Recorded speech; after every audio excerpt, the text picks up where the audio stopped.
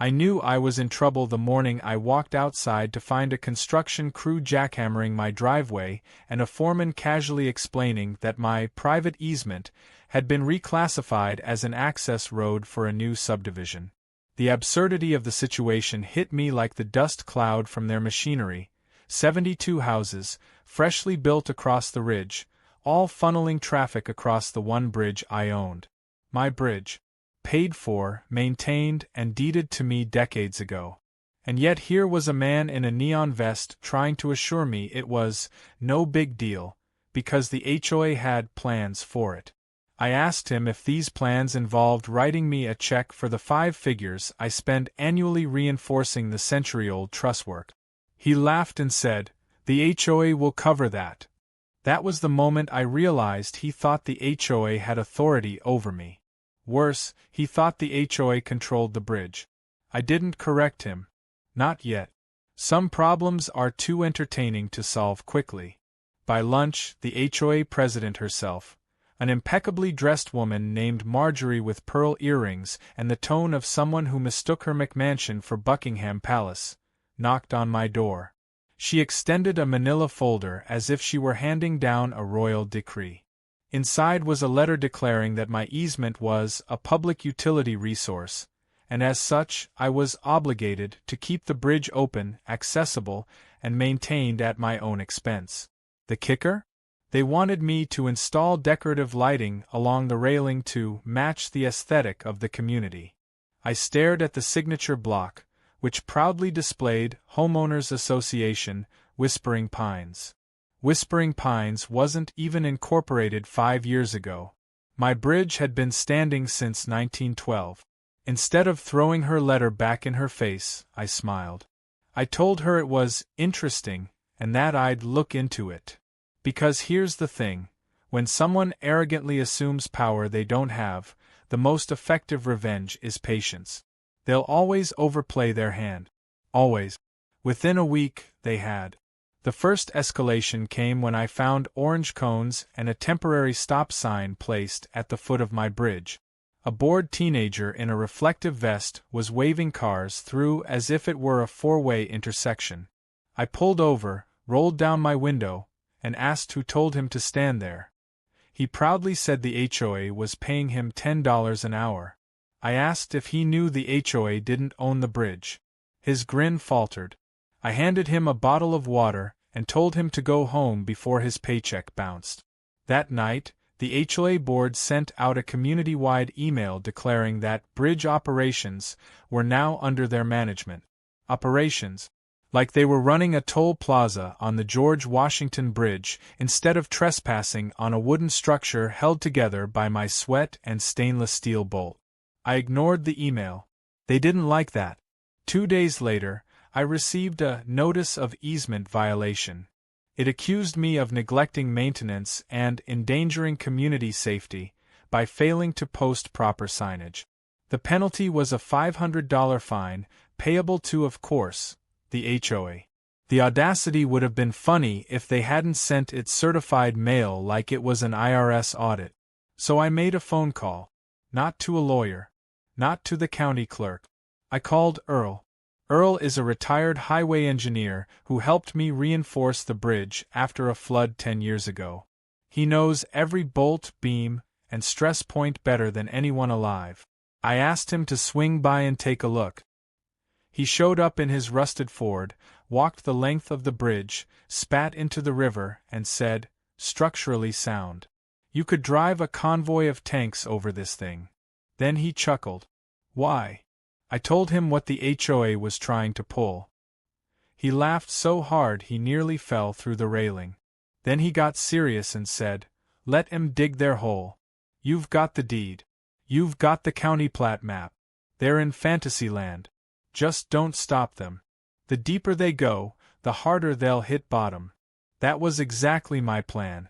By month's end, they were hosting ribbon cuttings and Facebook live streams announcing the newly opened community bridge. They even hired a photographer to take glamour shots of families crossing it with strollers, as if they'd built the thing from scratch. Meanwhile, their SUVs and delivery trucks were chewing up the wooden planks faster than I could replace them. That's when I set my first trap. I filed for a temporary closure permit with the county, citing structural review. It was approved in less than an hour because, well, the bridge is mine. No debate. No hearing. Just a rubber stamp. The next morning, I put up barricades at both ends with a big sign, closed for inspection. By noon, my phone was exploding. HOA members were livid. Parents couldn't get their kids to school on time. Amazon vans were stuck on the far side of the ridge. Marjorie herself called me, shrieking that I was violating the rights of 72 families. I told her calmly that I was ensuring public safety, which, according to their own violation notice, was paramount. The silence on the other end of the line was exquisite. But I wasn't done, because while they scrambled to reroute traffic through a muddy backroad that added 20 minutes to every trip, I quietly made copies of every HOA notice, email, and letter they'd sent me. I bundled them into a neat folder, labeled Unauthorized Bridge Activity, and mailed it to the county attorney's office. Not with a complaint, just with a note, for your records. Less than a week later, the county inspector showed up unannounced at the subdivision's clubhouse. I wasn't there, but I heard about it from a neighbor who relishes gossip. He told me the inspector asked to see permits authorizing the HOA's use of the bridge. Of course, they had none. The look on Marjorie's face, he said, could have curdled milk. The HOA still didn't back down. If anything, they doubled down. They told residents the county was confused, and that negotiations were ongoing. They claimed I was withholding the bridge out of spite. They even suggested I was planning to sell it to a developer who would put up toll booth. The conspiracy theories spread like wildfire. Through it all, I stayed quiet, patient, watching, because I knew something they didn't. The bridge wasn't just a convenience. It was their lifeline. Without it, the subdivision was effectively cut off from the main highway. And winter was coming fast. The first snow would decide everything. And I intended to make sure that when it fell, every single one of them finally understood who really owned the ground, or in this case, the bridge, beneath their feet. The first snow came early that year, a heavy white curtain that smothered the valley in silence. From my porch, I could see the ridge where the HOA's 72 homes sat in neat rows, their driveways already vanishing beneath the drift. The bridge below me creaked under the weight of ice, its steel cables stiff as frozen rope. I sipped my coffee and waited, because I knew what would happen next. By 7 a.m., the calls started. Not to me, oh no, not yet. First, they called each other, frantically texting the neighborhood group chat about the county trucks not plowing their shortcut road. That alternative access they bragged about last month? It was a muddy goat path at best, now buried under 8 inches of snow. The only usable route in or out was across my bridge. At 7:30, the HOA president Marjorie called me directly. Her voice was calm at first, syrupy sweet, like she was trying to butter me up. She explained that school buses couldn't reach the subdivision, grocery deliveries were delayed, and several residents had urgent doctor's appointments. Then came her pitch. Surely you understand the importance of community safety, and as a good neighbor, you'll reopen the bridge immediately. I let her finish, then reminded her that the bridge was closed for inspection until further notice. She didn't like that answer. Her voice sharpened, the pearls clinking against her phone as she shifted in irritation. If you don't open it today, you'll be held liable for any emergencies, she snapped. I chuckled. Not loudly, not cruelly, just enough for her to hear the confidence in my tone. Marjorie, I said, liability requires ownership. And last I checked, the bridge is mine. You wanted to manage it? Then manage without it. She hung up on me. By 9 a.m., I had a front row seat to the chaos. Cars lined up at the barricade like ants at a wall. Some honked. Some tried to inch around the concrete blocks, only to get stuck in the snowbank. One particularly bold man in a shiny Range Rover got out and started dragging cones off to the side, muttering about citizens' rights. I watched as his tires spun helplessly on the ice, spraying slush onto his designer loafers. He eventually gave up and trudged back, red-faced and swearing. I would have felt bad if they hadn't brought this all on themselves. At noon, the first real emergency hit. A woman named Kelly from the subdivision called me directly. I didn't know how she got my number, but she was polite, desperate even. Her child had a high fever and needed to get to the hospital. My gut twisted. This wasn't HOA politics. This was a kid. I told her to bring the car down to the barricade. I'd personally move it for her. And I did. I pulled on my boots, trudged through the snow, and slid the barricade aside just long enough for her SUV to cross. She rolled down the window, tears in her eyes, and thanked me like I'd saved her life. I told her it wasn't me, it was the bridge. The same bridge her HOA was pretending they owned. She nodded like she understood. Word of that act spread fast. By evening, my phone was buzzing non-stop with other residents begging for exceptions. Some were genuine: work, groceries, elderly parents needing medication. Others were laughable. One guy claimed his dinner reservation in town was non-refundable and that I had a moral obligation to let him through. I told him to eat a sandwich at home. Meanwhile, Marjorie doubled down. She sent out a fiery email to all residents declaring that I was illegally restricting access, and that the HOA had filed an emergency injunction with the county. She painted me as a selfish recluse who was holding the community hostage. Her words, not mine. That night, I received a knock on my door. It was two sheriff's deputies, snow on their shoulders, looking uncomfortable. They asked if I was the owner of the bridge. I handed them a copy of the deed, the easement map, and the county closure permit. They scanned the papers, exchanged glances, and handed them back with a sigh. "Looks airtight," one said. Then, lowering his voice, he added, "Between you and me, the HOA is driving us nuts. They've been calling non-stop." The deputies left, leaving me with a delicious thought. Marjorie had fired her biggest shot, and it fizzled. But she wasn't finished. The next morning, I woke to the sound of engines. I looked out and nearly spilled my coffee. The HOA had hired a private plow company to clear the goat path back road. The problem? It wasn't a road, it was a half-frozen slope. The first truck made it maybe 50 yards before sliding sideways into a ditch. The second truck tried to tow it out and ended up jackknifed.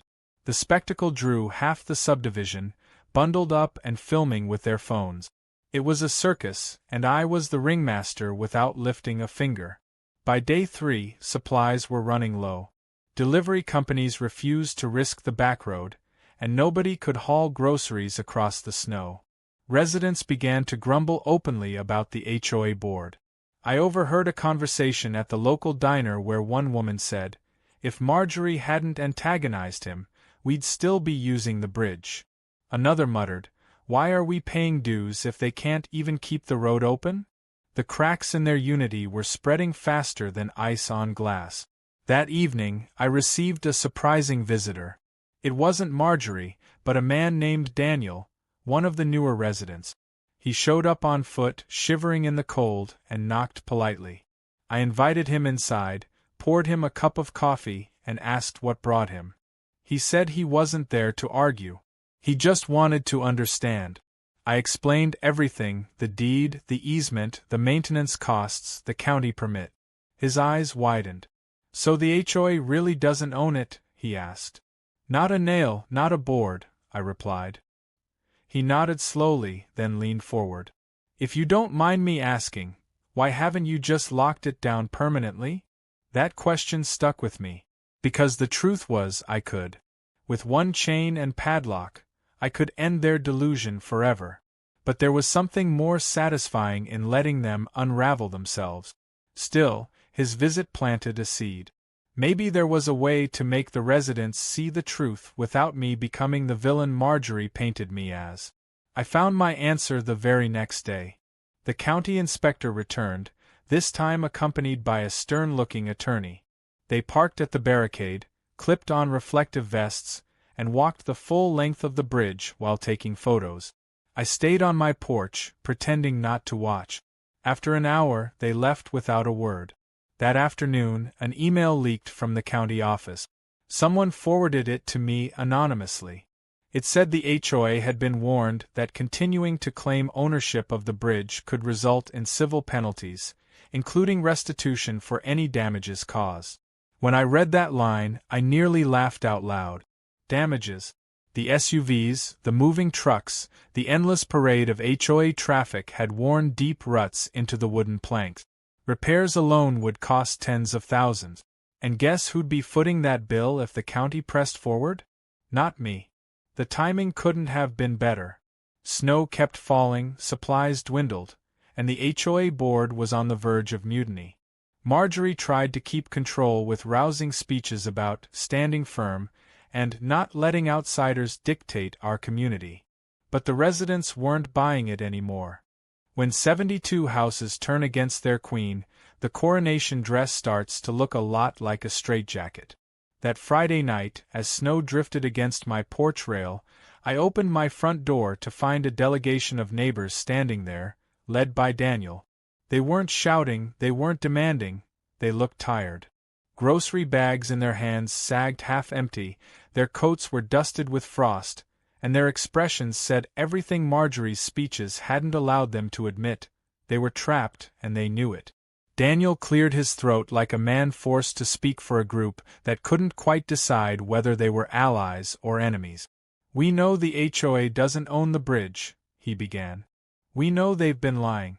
We're asking you directly, what will it take to open it back up?" I let them inside because it was freezing, but also because I wanted to hear what they thought a fair bargain sounded like. They crowded into my living room, stamping snow from their boots, exchanging uneasy glances. These weren't bad people. They were just suburban optimists who bought shiny houses without reading the fine print, who believed an HOA could magically solve every problem in exchange for dues and power. Now they were realizing that power was smoke. I sat in my armchair, letting the silence stretch, before finally saying, "Tell me something. Did your HOA ever once mention this bridge before you signed your contracts?" They shook their heads. Daniel spoke again.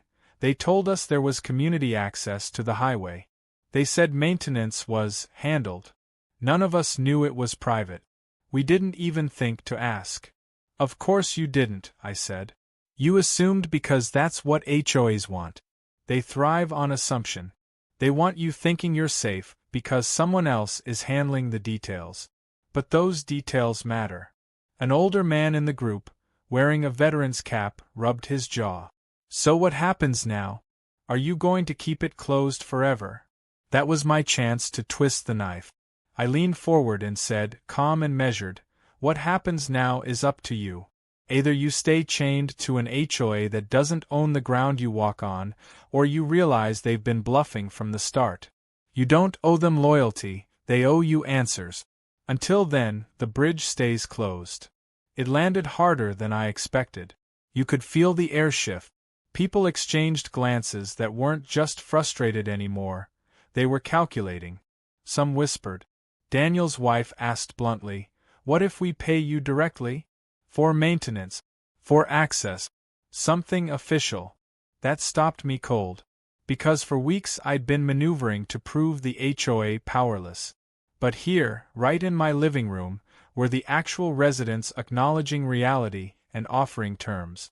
A private contract, money, autonomy, and worst of all, for Marjorie, it meant bypassing her entirely. I didn't say yes. Not right away. I told them I'd think about it. Because you never play your full hand on the first deal. The group left, trudging back through the snow, and I stood at the window watching their flashlights bob up the hill like little sparks. The seed was planted. The HOA wasn't just losing credibility, it was losing relevance. The very next morning, Marjorie struck back. I woke to the sound of diesel engines and shouting. When I walked down to the bridge, I found construction crews unloading scaffolding, toolboxes, and lumber. And right there at the foot of my barricades was Marjorie herself, wrapped in a fur-trimmed coat, directing them like a general on a battlefield. "What's this?" I asked, keeping my voice level. She turned with a smile sharp enough to cut glass. Emergency repairs, she said. The community voted. We're reinforcing the bridge to ensure safety. You should be grateful. I almost laughed. Grateful that you're trespassing with power tools on my property? Her smile faltered. You can't stop us, she said too quickly. This is a matter of public interest. I pulled my phone out and hit record. Say that again, I told her. She went pale but recovered with bluster. This is community property, and we're exercising our rights. That was all I needed. I filmed every second, the crews hammering boards into the guardrails, the men in hard hats looking confused when I explained they were trespassing, the way Marjorie shouted that I was endangering families by interfering. Then I called the sheriff's office. When the deputies arrived 20 minutes later, their patience had worn thinner than the ice on the river. They looked at Marjorie like she was a stubborn child refusing to get in the car. One deputy told her flat out, "Ma'am, you don't own this bridge.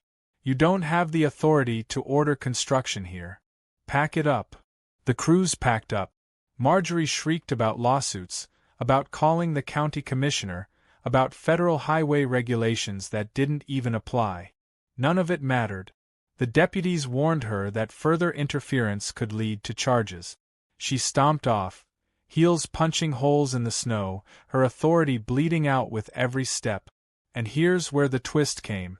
Later that afternoon, Daniel called me, not to apologize, not to plead, but to inform me. She just lost half the board, he said. 3 of them resigned this morning. The rest are panicking. The collapse was happening faster than I'd imagined. Marjorie wasn't just losing credibility with the residents. She was losing her own council of cronies. And a kingdom without a court is just a house with fancy bylaws. But she wasn't finished. Not by a long shot. 3 days later, a letter arrived by certified mail. It wasn't from the HOA, it was from their attorney. A cease and desist order, claiming that my closure of the bridge constituted malicious obstruction of necessary infrastructure and threatening civil damages in excess of $1 million. I read it twice, then laughed until my ribs hurt. $1 million. They had shifted from fines to fantasy lawsuits, and it reeked of desperation. But here's the best part. Their own attorney had attached exhibits, copies of HOA emails, notices, and minutes from board meetings, meant to bolster their case. Except those documents proved, in black and white, that they knew they didn't own the bridge. Their own exhibits were smoking guns aimed at their feet. I called Earl, my retired highway engineer friend, and invited him over for a beer. I spread the letter and attachments across my kitchen table, and he chuckled so hard he nearly spilled his bottle. "You don't even need a lawyer," he said. "Just send this to the county attorney. It's self-sabotage." So I did. I mailed the entire packet, with a polite note, "Forwarded for your review." No response necessary. 2 days later, the county issued a formal notice to the HOA. Cease all claims of ownership or authority regarding the bridge, or face immediate investigation into fraudulent representation. And just like that, the legal noose tightened. But Marjorie wasn't a quitter. When cornered, she doubled down in the only way left, theatrics. That weekend, I woke to see her standing on the barricade itself, wrapped in a scarf, holding a megaphone. Around 50 residents gathered behind her as she declared me a tyrant, a land baron, a selfish hermit exploiting families for personal gain. She ranted about injustice and community unity, while stamping her boots on my property. If Marjorie had been smart, she would have licked her wounds, resigned her post, and let the subdivision quietly mend itself. But intelligence was never her defining trait. Pride was. Pride mixed with a desperate need for control, and those two things together are like gasoline and a lit match. Her last card, as it turned out, was a move so reckless I almost admired it. Almost. It started on a Tuesday morning, clear skies, the snowpack melting just enough to reveal the ruts left by SUVs. I was fixing the hinge on my front gate when I heard the low rumble of machinery. Not pickup trucks. Not plows. Heavy equipment. I walked down the slope toward the river, and there it was. A crane parked on the far side, its boom already swinging over the water. Next to it, a flatbed stacked with prefab metal beams. They were building a new bridge. Not over my easement. Not on my land. But close. Too close. The crane's treads were grinding into county soil just 50 yards upstream.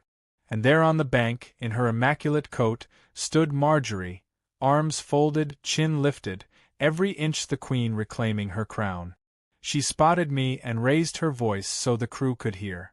"We don't need your rickety relic anymore. Whispering Pines is building its own bridge." The workers, bless them, looked unsure. They kept checking their paperwork, pointing at survey stakes, frowning at the uneven ground. A man in a hard hat told me later that the whole job had been rushed through with community funds and a permit application that read like it was scribbled in crayon. But that morning, all I saw was steel swinging over my river. I called across the water. "You don't have a permit." Marjorie cupped her hands like a bullhorn. "The HOA doesn't need one. This is a private improvement project." I almost fell over laughing. A bridge across a public waterway, no permit. No environmental study.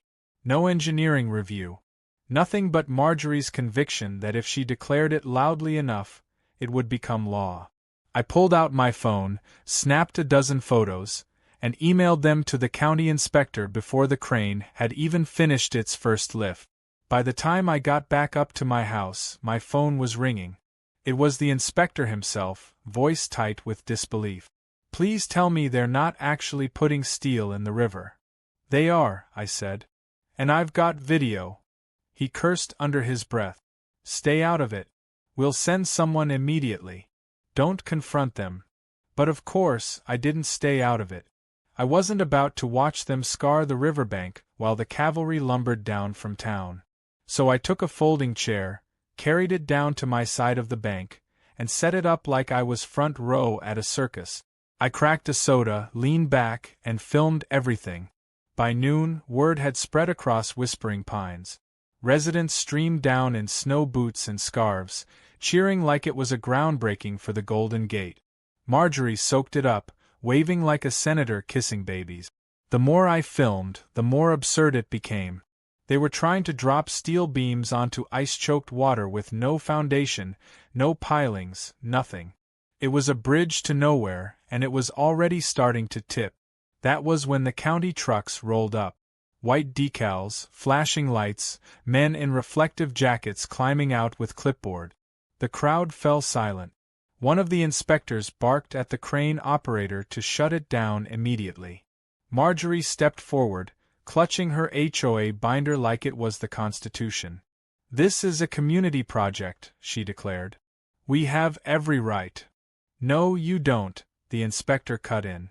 His voice was sharp, the kind of sharp that comes from repeating the same sentence too many times to too many idiots. "You are in violation of at least 6 county codes, not to mention state law. If that crane moves another inch, someone is going to jail." The silence that followed was glorious. You could almost hear the steel beam groaning as it dangled in the air, waiting for orders. Then, reluctantly, the operator lowered it back onto the flatbed. Marjorie turned purple. She stammered about injustices and emergency powers, but her own residents weren't looking at me anymore. They were looking at her. Some were angry, others embarrassed.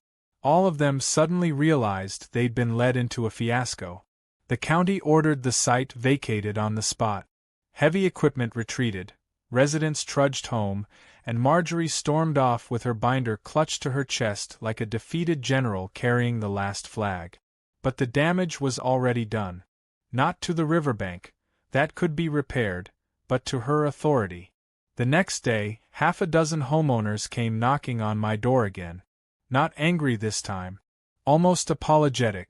One of them, a woman with 2 kids clinging to her coat, said, "We didn't sign up for this. We just want safe access. Tell us what you need." And there it was, the moment I'd been waiting for. I told them calmly that I wasn't out to punish families. That my fight was with the HOA board, Not with residents who just wanted to get to work and school without risking their lives on goat paths or fake bridges. I explained that I was willing to draft a private maintenance agreement. Households could pay a small annual fee directly to me, and in return, I'd guarantee the bridge's upkeep and access. No HOA middlemen. No Marjorie. Just a contract between neighbors. Their eyes lit up like I'd offered them heat in the middle of winter. They promised to spread the word. The next week was a slow-motion mutiny. More and more residents approached me privately, asking about terms. I drafted a simple agreement. Nothing fancy, just cost-sharing for maintenance and liability waivers. It was practical, legal, and most importantly, bypassed the HOA entirely. Marjorie caught wind of it almost immediately, and she lost her mind. She sent a scathing letter to every homeowner, warning that signing my contract was a betrayal of community values and might even constitute fraud. She claimed the HOA would fine anyone who participated. The problem was, she no longer had the credibility or the money to enforce anything. Because while she was busy writing threats, I was busy fixing the bridge. With residents' contributions, I hired Earl to oversee new planks, fresh bolts, and an anti-slip coating. We replaced worn boards, tightened cables, and by the time we were finished, the bridge looked better than it had in decades. Residents drove across safely again, waving at me as they passed.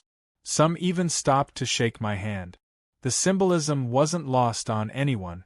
While Marjorie shouted from her clubhouse podium, I was the one actually keeping families safe. While she drafted angry letters, I was literally building the road beneath their tires. Her power crumbled fast after that. People stopped paying HOA dues. Meetings turned into shouting matches. Rumors spread that the treasurer had resigned, taking the checkbook with him. Without funds, the HOA couldn't even pay the lawn service, let alone sue me for $1 million imaginary dollars. Still, Marjorie wasn't ready to surrender. One night, around midnight, I woke to the sound of footsteps outside. I grabbed a flashlight, stepped onto the porch, and caught sight of two figures near the barricade. They were prying at the locks, whispering angrily. They froze like deer in headlights. One was Marjorie. The other, a board member I barely recognized. They stammered something about community emergency access. I raised my phone and snapped a photo, the flash bouncing off their guilty faces. The letter sat on my kitchen table like a live grenade. The gold-embossed letterhead, the slick lawyer jargon about critical infrastructure, the smug little line at the bottom that read, "Failure to comply may result in compulsory acquisition of property under eminent domain." I read it 3 times, slowly, sipping coffee gone cold. It wasn't just a bluff. Marjorie had found a law firm willing to push the nuclear button, and they were aiming straight at me. For the first time in months, I felt a twinge of doubt. HOA fines? Laughable. Fake construction projects? Comical. But eminent domain? That was big league. That was the state stepping in and saying, "Thanks for playing, but we'll take it from here." I spent the rest of the morning pacing my porch, snow crunching under my boot. My bridge stretched across the frozen river below, silent, sturdy, and suddenly vulnerable. Could the state really seize it? Would they? The thought twisted my stomach. By noon, I'd calmed down enough to make a few calls. First, to the county attorney's office. I explained the letter. There was a pause on the line, then the man chuckled. "We saw that come across our desk. Relax. Eminent domain isn't a magic wand. The state has to prove public necessity, compensate you at fair market value, and survive half a dozen hearings. It's a circus they don't have the tent for." "Then why even try?"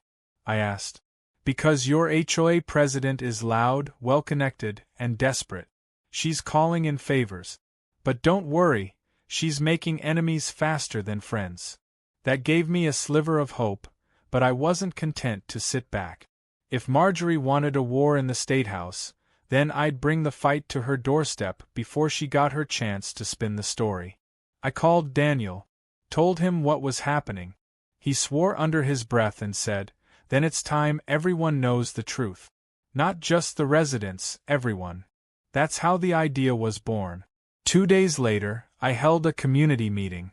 Not at the HOA clubhouse. Marjorie had barred me from stepping foot on association property. No, I chose the town's old Grange Hall, a drafty building with creaky floors and a coffee pot that hadn't been cleaned since Reagan was president. But people came. Dozens of them. Not just Whispering Pines residents, but farmers, shopkeepers, even a few county officials curious to see what all the fuss was about. I stood at the front with a stack of papers. The deed, the easement map, the maintenance receipts, photos of Marjorie's illegal crane stunt, the certified cease and desist from the county, and finally, the gold-embossed eminent domain letter. I laid them out on a table like playing cards in a high-stakes poker hand. Everything you've been told by the HOA about this bridge, I began, has been a lie.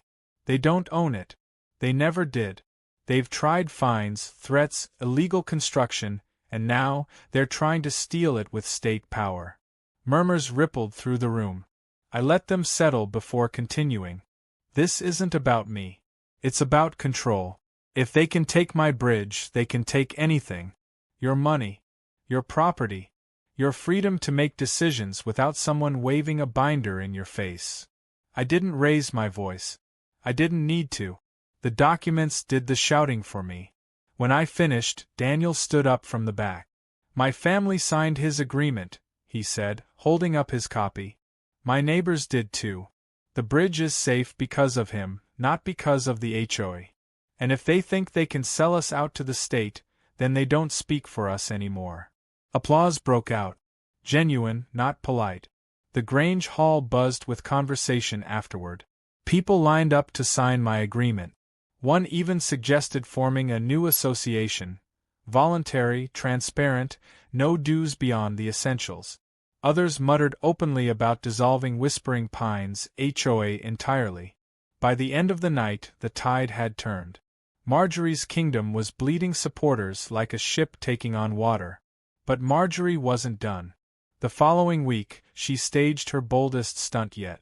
She organized a protest on the steps of the county courthouse, complete with banners reading, "Save Our Bridge" and "Community Over Greed." She hired a local TV crew, gave impassioned speeches about protecting families from rogue landowners, and pointed directly at me by name. For once, I showed up. I stood at the edge of the crowd, folder of documents under my arm, and waited until she'd finished. Cameras flashed, microphones swung. The crowd chanted her slogans. She looked 10 feet tall in her fur coat, eyes blazing with righteous fury. Then I stepped forward. Calm, collected. I held up the deed for the cameras to see. "This bridge has been in my family for over a century," I said, voice carrying across the courthouse steps. "It is legally deeded to me. Every repair, every upgrade, every inspection, I paid for it. The HOA has never owned it. They have never contributed a dime. And now, because they can't bully me into surrender, they want the state to seize it under eminent domain. That isn't community. That's theft dressed up as policy." The silence that followed was louder than her chanting had been. Reporters swiveled their cameras from her to me. Residents in the crowd shifted uncomfortably. Even some of her loyalists looked shaken. Then Daniel stepped out of the crowd, holding up his signed agreement. "We stand with him," he said. "He's the reason our kids can get to school. He's the reason we're safe. Not the HOA." Dozens followed, raising their agreements like torches. The visual was devastating. Marjorie's face went pale. She sputtered into the microphone, but the reporters had already swarmed me, shoving questions about deeds, maintenance costs, state overreach. The cameras caught her shrinking, retreating, binder clutched to her chest like a shield. By the next morning, headlines weren't about selfish landowners or trapped families. They were about HOA corruption, overreach, and residents abandoning ship. The state petition evaporated overnight.